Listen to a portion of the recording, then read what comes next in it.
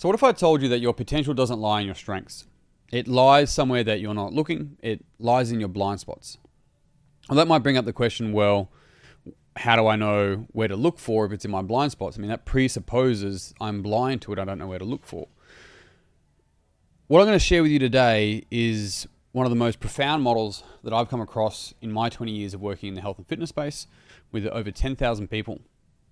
It's called the Quadrants by Ken Wilber, and it's part of his integral theory body of work.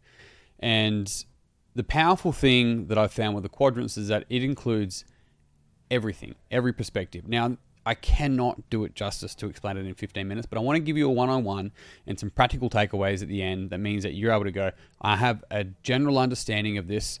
I have a general understanding of where I might be missing and where my areas of growth are. And I have a general understanding of how I can go out into the real world and apply this straight away. So there's a couple of things with this. This will land for a lot of individuals that they don't know what's holding them back, but they know what's holding them back. They're very, very good at doubling down on their strengths and doing more and more work usually, or more and more thinking, or more planning, or more, let's say, connecting. But for some reason, they're still not breaking through to what they know they either A, ultimately want, or B, know what they're capable of. And when I learned this myself, let alone the hundreds of people that I've worked with through these quadrants, it became, first I was like, oh, okay, that kind of makes sense. And then the more that I understood it, and then the more that I saw it in the real world, so the more examples and opportunities I had to see it, I was just like, oh, fuck me, this is everywhere. I was not aware of this whatsoever at all. And if you've ever heard the term, the way you do one thing is the way you do everything, this model will explain to you what that fundamentally means. And so if you're interested in making sure that you're not going to be in the same spot in 12 months' time, that you can build out a plan of like, where do I need to focus and put my attention in order to grow the most, so that I can, move away from this idea, like this almost suckiness, and I'm saying like a vacuum suck of like this average mediocre life, just the norm, right? If you're wanting to prevent that and move towards this idea of being more present, being able to identify in the moment your strengths, your weaknesses, what you're missing, what other people are missing, then this framework will be able to teach you all of that. And so there's a couple of key, and whenever I present, I'm going to give you actually background here. Whenever I present, I'm like, what's the problem? What are we preventing? What's the outcome that we want? And then what's the process we have to go through? And the process includes three things. The first one is, what are the paradigms? So what are the mental shifts we have to make to be able to make the difference? And then what parts are involved, or what pillars are involved, components? And then what are the protocols or procedures that I have to run to be able to make those changes? That is literally how I do all of this. So first, we're going to start with principles. And so the principles you want to take on here is this idea that your potential lies in your blind spots. And so what that will do is help instigate you going, what am I actually missing? And in any given context, you can actually ask this question. If you're in, you can ask it of yourself, or you can ask it of others. If you're in a conversation with someone, maybe let's say it's in a workplace and there's a disagreement of sorts, rather than doubling down on your point, you can actually say, can you help me with what I'm missing here? While still holding your point. It doesn't mean that you're wrong. What you're asking for is more information that you may not be seeing. Now, if you were to include that with your perspective, because a key principle of the quadrants is that they're true and partial, right? They are right and incomplete, which means your viewpoint is probably correct. It's just incomplete. It's missing some perspective. It's missing some type of information because of your strengths and biases. Hence, why the potential is all quadrants, always, your ability to be able to see all perspectives that I'm going to run through shortly. For that there being your potential and you being present is like, if that is where it exists, then you're going to be restricted by just having your strengths and leaning just on your strengths. And so when this came online for me, and what was really weak for me was probably action and doing, not probably, it was, and planning.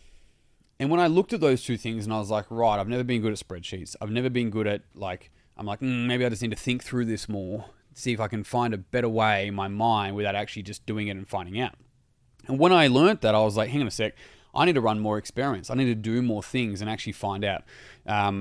Julian Pinau from StrongFit, he introduced me to the concept of burn the questions. So if you have questions, rather than sitting there and thinking and asking questions about it, go and do. Really good concept. We also run another concept called burn the beliefs. That's a whole nother thing. But for now, when we look at this, you got to understand that your potential lies in your blind spots, and that your strengths are also simultaneously your weakness, and preferences are biases. So your preferences are not truth, they are simply biases. And the more that we can question ourselves and understand why we actually preference certain things, the faster that we can actually stop. This is the beautiful quote by Carl Jung that says, do people have ideas or do ideas have people? You can swap that with many things. Do people have beliefs or do beliefs have people? Do those beliefs run those people? As in, they're almost like rules of engagement for that person with the outside world. And in the difficulty with this, and this is where beliefs and values come into play as an example, which we all have, it's not about, you want to be able to have beliefs and have values, just don't let them have you and run your whole world. Your ability to question that is what allows us to be human at our very core, to question our thoughts and beliefs and values, to be able to adjust and change and grow and so forth. Otherwise, what was the age that you stopped and was like, that is it. These are the beliefs and values I must have for the rest of my life, and these are correct. It doesn't work like that. We're plastic, we're adaptable. And so your preferences are biases. So, the quadrants, what are they? Well, imagine literally quadrants, and you could draw this if you wanted to. You draw a square and then literally a line, an X and Y line. And in doing so, what you're going to write at the top is individual, at the bottom collective. Looking at it to the left is subjective or interior. And to the right is objective and external or exterior, right? And so what we start to see here is that we have an individual subjective. This is your first person perspective, your thoughts, your feelings, yourself, the way you see the world. The next one down, the bottom left, is your collective subjective. Now, all you need to know here is that this is a way of sharing or culture. This is shared value, shared meaning. And so, for example, with a gym that I've owned for many times, people will say, this is such a great community, which is a common unity. And what they're actually saying is it's a common unity of values.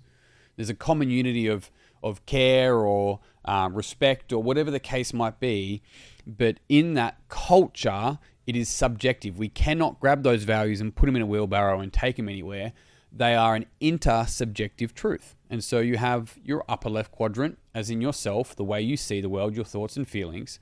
We have a lower left quadrant, which is your collective values, the community. It is also unspoken assumptions. So some people have culture here that we don't talk, that we don't share values, and that's what we share. So if we don't talk, we share the truth, unspoken truth, that we assume of each other's thoughts. Interesting. Then we have the upper right, which is individual objective. This is body behavior. It's called way of doing. When I share these quadrants with someone and they go, what do I do with these? That is a third quadrant. It is a behavior question. What am I meant to do with this? Somebody who's dominant in the I space, the self space, is not going to ask that question. They're like, well, how do I make sense of this? Is how they approach it.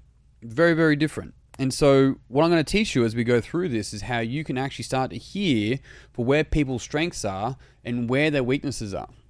And then the last one, the bottom right hand, is collective objective. This is the environment. This is the systems, planning, strategies. It's called way of checking, as in let's check things off like a checklist.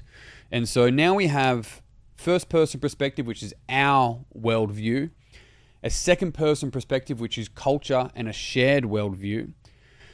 We then have a third person perspective, which is the physical body and behavior. And then we have a fourth person perspective, which is systems and environment. And so when we look at that and we look at this room right now, there is me sharing my worldview.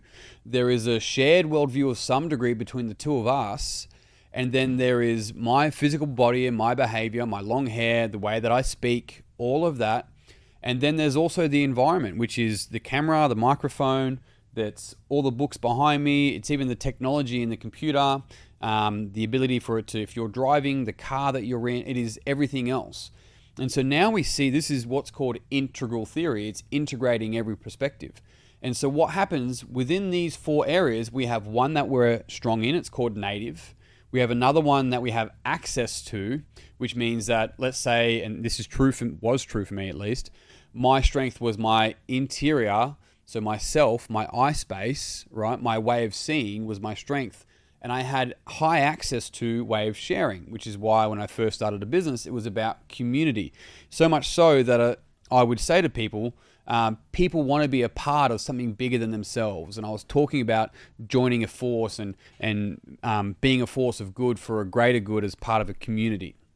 But I sucked at the data stuff. I sucked at even the objectiveness of following a plan and looking at my finances, all that sort of stuff. So it was highlighted upon reflection, which is stuff that I've spent so much time working on now, which has allowed me to get even better at the stuff that I've been exceptional at from a young age. And so we have a native, we have access, then we have a quadrant that we're longing for, and you hear that in people's language and they're like, I've been really trying to take care of myself. I've been really wanting to go on a holiday. I've been really wishing that they would bring it up with me. I've had thoughts of maybe doing, a retreat for myself, whatever the case might be.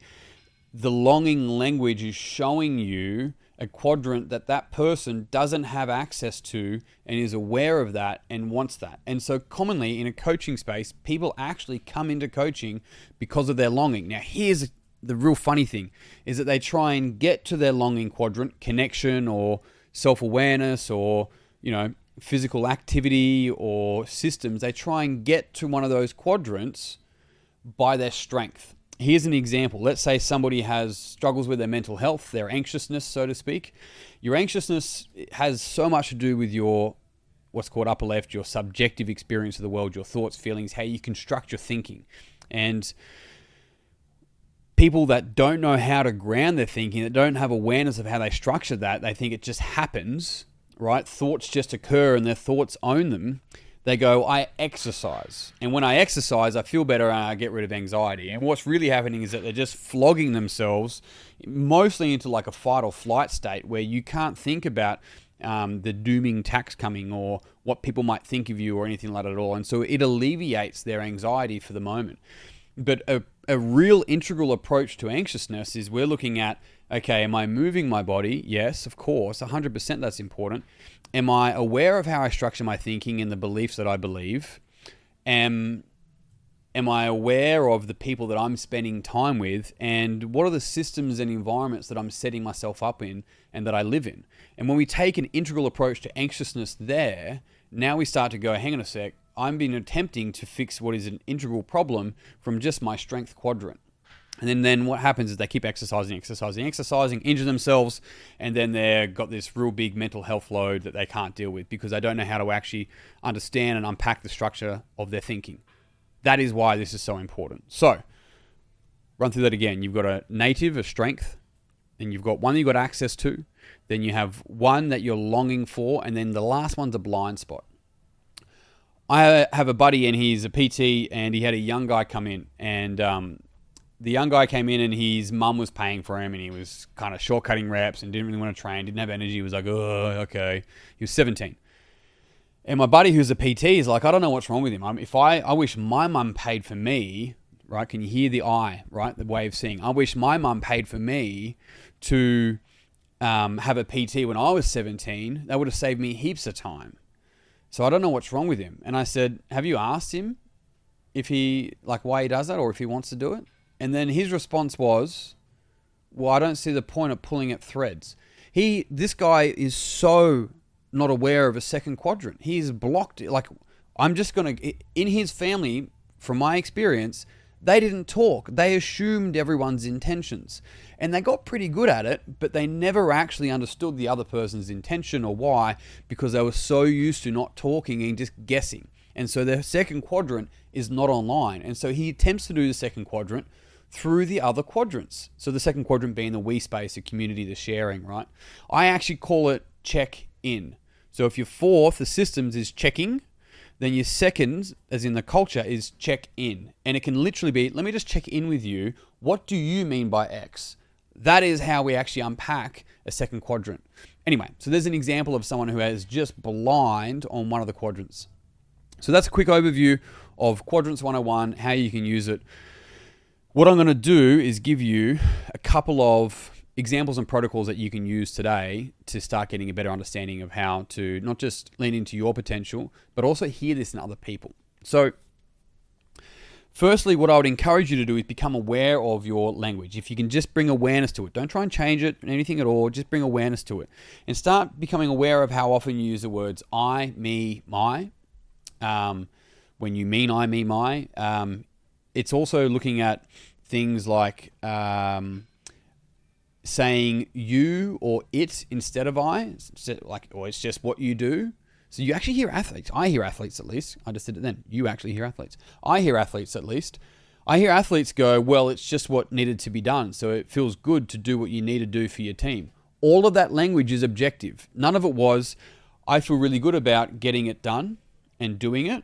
And I feel really good for contributing to the team, and I hope to continue to contribute to the team. They don't say that. Like, I chose to really dig in at that time. That it's like, that's what you need. It's factual. It runs them. It's probably one of the reasons why they're phenomenal at what they do. But there's actually not a whole lot of ownership in it. Almost like it runs through them. And so the first thing is becoming aware of your own language. And it's called quadrant hygiene. Do I mean I, me, my? When I say we, our, us, that is the second quadrant. So we, our, us is when I say, oh, well, we think this. It's like, when was the last time you checked in with everyone? Is it actually a we? Have you ever had, like, maybe you're a teacher or you know a teacher or something, and you could imagine one of the parents comes up and goes, oh, we think that this needs to change. It's like, who's we? It's like, oh, all the parents. Can you name them for me? Well, there's a group of us. How big is the group? Well, there's like, in the group chat, there's like 10, 15 people. Well, 10 and 15 are two different numbers. So how many people are in there? It's like, well, it's 10. Okay. And who are the people that agree with you? Like, who's the people that you said it? Well, with Shelley and I. So it's like, it's two people. And Shelley disagrees with you anyway. She's a type 9 peacemaker on the Enneagram, which means that she just is happy to go with the flow because I don't want to rock the boat. So what we start to do here is like, what does we actually mean? So really start to listen for the language I, me, my, for me, first person, we, our, us, for second person. And then we start to move into the it's, you, y'all, depending where you are, is all within the third and fourth quadrant as well. So that's one. And now on top of that, you start to listen for what people are actually saying. Are they dominantly talking about themselves? Do they dominantly talk about other people? Do they dominantly talk about activities and doing? Do they dominantly talk about systems and environment? And I'm going to give you a quick example. I don't know why I had that little Family Guy whistle there, but quick example. My father-in-law, who's a fantastic man, he's an electrical engineer, communications engineer. His interest in things and the world is through the roof. Through the roof. In every single conversation, it is around how things work and how things work together and how things fit, which fourth quadrant's also functional fit, which is funny because that's my business name. But how things fit. And like, he'll watch documentaries on ships. He'll talk about the communications of, we're out on a 5-acre property, so how the internet works different out there compared to somewhere else.